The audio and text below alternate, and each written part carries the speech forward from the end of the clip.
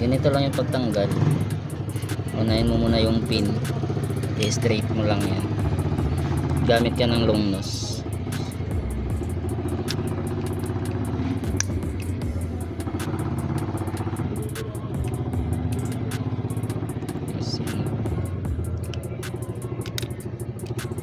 Tapos tutulak mo dito,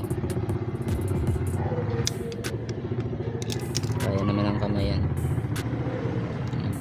Tapos dapat wag mo muna pipindutin yung ano hanggat wala, hindi mo na ilagay. Tapos pag nakalabas naman to, ayan o, nakalabas ng unti, para hindi ka mahirapang magkabit ng bago, i-ganon mo muna, papasok mo muna yan yung piston nya. So yun na, pumasok na. Para pag papalit ka nito, pag pinasok mo, madali na siyang ipasok. Maluwag na.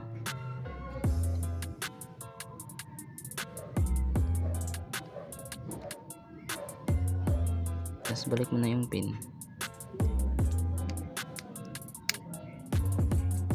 Tapos i-lock mo.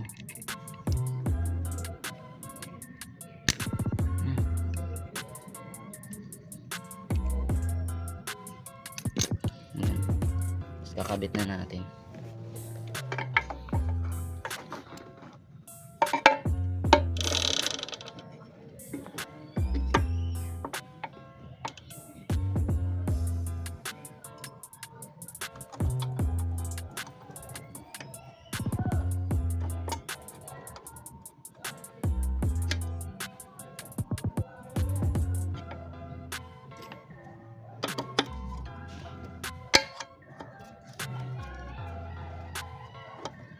Tapos wag mo muna isagad.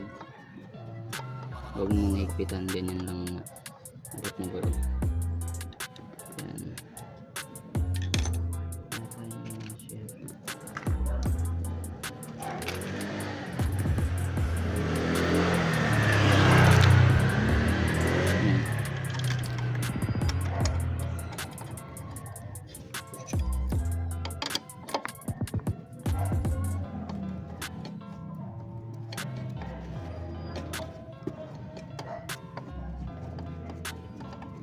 Huwag mo rin muna higpitan.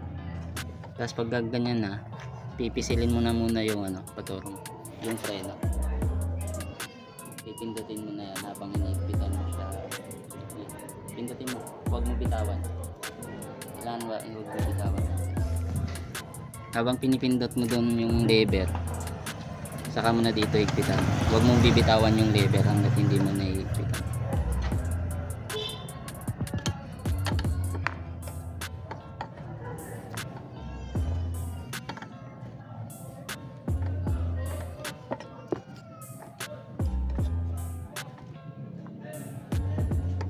Okay na. Huwag mo nang bitawan mo na siya.